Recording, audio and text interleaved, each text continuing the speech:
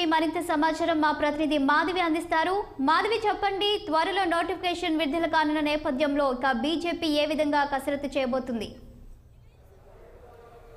శాలిని, ప్రస్తుతం మనం బీజేపీ ఆఫీస్లో, స్టేట్ ఆఫీస్లో ఉన్నాము. ఇక్కడ మాత్రము భారీ ఎత్తున బీజేపీ లోక్సభ ఎన్నికలకు మాత్రం కసరత్తు జరుగుతుంది. ఇంకా నిన్న మొన్నటి నుండి చూసుకున్నట్లయితే జిల్లాల వారీగా ఇక్కడికి చాలామంది నేతలు కూడా బీజేపీలో చేరడానికి చాలా ఉత్సుకత చూపిస్తున్నారు. అలాగే ఆ ఉత్సాహంతో కూడా ఈరోజు బీజేపీలో వరుసగా 3 రోజుల నుండి కిషన్ రెడ్డి చేతుల మీదుగా కండువాలు కప్పుకుంటున్నారు.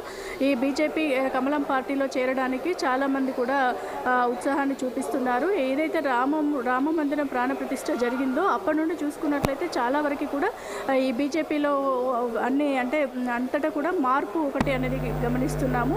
ఈ మార్పును చూసుకొని కూడా ఇప్పుడు బీజేపీ నేతలు అయితే భారీ ఎత్తున గట్టిగా ధీమా వ్యక్తం చేస్తున్నారు. నరేంద్ర మోడీ ఈసారి ఖచ్చితంగా హ్యాట్రిక్ సాధిస్తారు అని చెప్పేసి ఏదైతే కార్యాచరణ వాళ్ళు స్టార్ట్ చేశారో అంతకుముందు నరేంద్ర మోడీ మొదలుపెట్టిన రామ మందిర ప్రాణ ప్రతిష్ఠ కార్యక్రమానికి 11 రోజులు దీక్షతో ఉండడం జరిగింది. అలాగే మనం ఇక్కడ కూడా నేతలందరినీ చూసుకున్నాము. కిషన్ రెడ్డి, లక్ష్మణ్, డీకే అరుణ, ఇలా బండి సంజయ్ నేతలంతా కూడా టెంపుల్స్ని క్లీన్ చేయడము, స్వచ్ఛ అభియాన్ కార్యక్రమంలో కూడా వారందరూ నిష్ఠగా పాల్పంచుకోవడం జరిగింది. అలాగే ఇప్పుడు కూడా ఈ క్లస్టర్స్ సమావేశానికి మొన్న 28వ తారీఖు జనవరి 28వ తేదీన అమిత్ షా రానున్న పర్యటన కూడా అది కాస్త పోస్ట్పోన్ అవ్వడంతో ఇక్కడ ఉన్న నేతలు కిషన్ రెడ్డి, బండి సంజయ్, అలాగే డీకే అరుణ, లక్ష్మణ్ అందరూ కూడా భారీ ఎత్తున కూడా బీజేపీని మెజారిటీలోకి తీసుకురావాలి, దాదాపు 10 నుంచి 14 సీట్లను ఖరారు చేసుకునే విధంగా దిశలు అడుగులు మాత్రం వేస్తున్నారు. ప్రతిరోజు కూడా ఇక్కడ పార్టీ ఆఫీస్లో కూడా తండోపతండాలుగా నిన్న చూసుకున్నట్లయితే ఖమ్మం నుండి బీజేపీలో చేరడం జరిగింది. ఈరోజు అయితే ఆదిలాబాద్ నుండి చాలామంది నేతలు రావడం జరిగింది. కమలం పార్టీలో చేరడం కూడా జరుగుతుంది.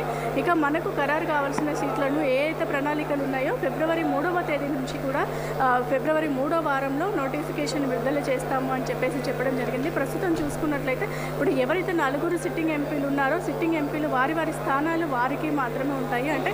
కిషన్ రెడ్డి, అలాగే బండి సంజయ్, ధర్మపురి అరవింద్, స్వయం బాబురావు వీరి సీట్లను మాత్రం అలాగే వారు ఏ స్థానాలు అయితే ఉన్నారో ఆ స్థానాల నుంచి పోటీ చేయడానికి సిద్ధంగా ఉన్నారు. ఆ సిట్టింగ్ స్థానాలను అలాగే ఉంచి మిగతావి కూడా కార్యాచరణలో చేపట్టడానికి కూడా మనకు కొన్ని వార్తలు అయితే వినిపిస్తున్నాయి. శాలిని, చేవెళ్ల నుండి కొండ విశ్వేశ్వరరెడ్డి ప్రయత్నిస్తున్నారు టికెట్కి. అలాగే భువనగిరి నుంచి బూర నర్సయ్య గౌడ్ కూడా ప్రయత్నిస్తున్నట్టుగా తెలుస్తుంది. ఇక డీకే అరుణ, అలాగే మహబూబ్ నగర్ సీటు కోసం అయితే డీకే అరుణ, శాంతకుమారి కూడా ప్రయత్నిస్తున్నారు. ఇంకా కొన్ని అయితే ఇప్పుడు కరీంనగర్, అలాగే కరీంనగర్ నుంచి కూడా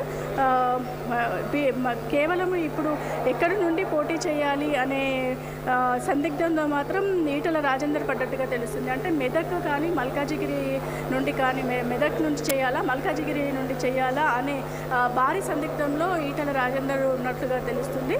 ఇక ముందు చూసుకున్నట్లయితే మొదటి విడతలోనే 6 నుంచి 8 సీట్లను లోక్సభ నియోజకవర్గాలకు అభ్యర్థులను వారు ప్రకటించాలి అనే ప్రకటింపజేసే అవకాశం కూడా మనకు కనిపిస్తుంది. కాబట్టి ఇక ఈ ఎలక్షన్స్ ఏకైక ధ్యేయంగా పెట్టుకున్నారు. ఎందుకంటే తెలంగాణలో భారీ మెజారిటీ సాధించాలి అనేది బీజేపీ ఏకైక లక్ష్యము. ఇక్కడ నుంచి నరేంద్ర మోడీని 3వసారికి కూడా ప్రధానమంత్రిని చేయాలి అనే ఉద్దేశంతో బీజేపీ మాత్రం భారీ కసరత్తులు అయితే చేస్తుంది. ఎవరు కూడా ఎక్కడ కూడా తగ్గకుండా అన్ని విధాలుగా అన్ని ప్రయత్నాలు అయితే చేస్తున్నారు. Shalini, thank you Madhavi.